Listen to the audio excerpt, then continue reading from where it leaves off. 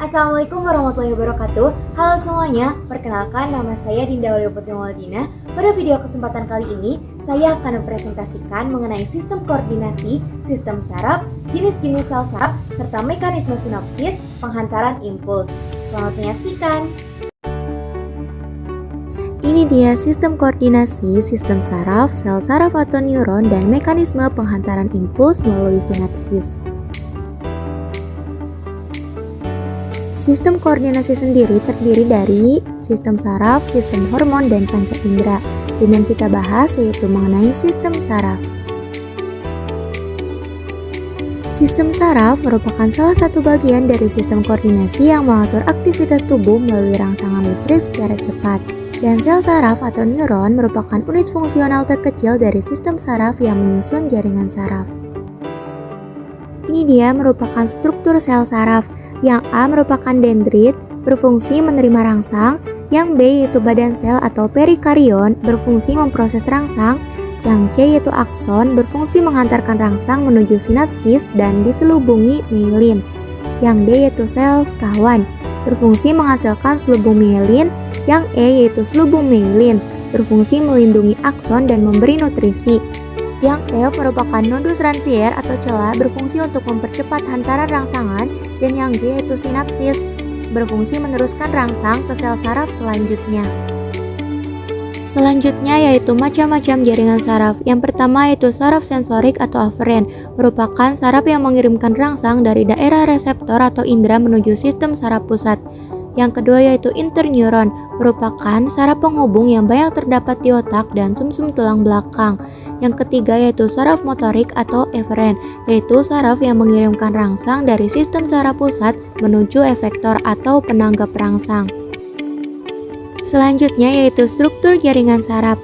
Yang pertama yaitu jaringan saraf sensorik, mempunyai dendrit panjang dan akson pendek.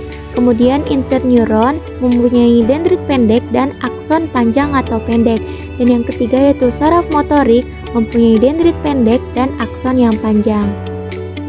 Kemudian, berdasarkan bentuknya, sel saraf dibagi menjadi yang pertama yaitu saraf multipolar. Sel saraf ini kebanyakan ditemukan pada saraf motorik dan interneuron. Yang kedua yaitu saraf bipolar. Sel saraf ini kebanyakan ditemukan pada reseptor telinga, mata, dan hidung. Yang terakhir yaitu saraf unipolar, merupakan sel saraf yang kebanyakan ditemukan pada saraf sensorik dan reseptor alat indera. Oke, mari kita ke pembahasan selanjutnya. Cara untuk menghantarkan impuls itu ada dua. Yang pertama melalui sinyal listrik dan yang kedua yaitu menggunakan sinapsis. Pada kesempatan kali ini kita akan membahas mengenai mekanisme sinapsis. Oke, langsung saja kita ke struktur sinapsis sel saraf. Yang A itu ada tombol sinapsis, merupakan ujung akhir akson yang membentuk tombol. Yang B itu neurotransmitter, yaitu zat kimia penghantar impuls antara sel saraf yang dihasilkan sel saraf prasinapsis. Yang C itu vesikel sinapsis, yaitu tempat menyimpan neurotransmitter sebelum digunakan. Yang D itu membran prasinapsis. Yang E merupakan celah sinapsis. Yang F merupakan membran postsinapsis, dan yang G atau yang terakhir yaitu reseptor protein, yaitu protein yang mengikat neurotransmitter. Sinapsis merupakan ujung dari akson atau akson terminal. Nah, untuk bagian yang di sini itu yaitu membran prasinaf. Lalu di sebelah sini yaitu celah sinaf, dan di sebelah sini merupakan membran pasca sinaf. Nah, ketika rangsangan sampai di ujung akson, rangsangan ini akan diubah menjadi senyawa kimia yang namanya neutron transmitter. Yang mana? Yang ini yang berwarna merah. Neutron transmitter dibungkus oleh vesikula sinaps. Setelah dibungkus, neutron transmitter ini akan berjalan menuju membran prasinaf. Kemudian setelah sampai di ujung membran prasinaf, dia akan bergabung dan melebur dengan membran prasinaps untuk mengeluarkan neurotransmitter. Setelah neurotransmitter keluar dari membran prasinaf, dia akan menempel di reseptor di membran prasinaps. Jadi, yang mana yang namanya reseptor? Yang ini. Nah, kemudian rangsangan akan diteruskan kembali berupa ion-ion positif lagi.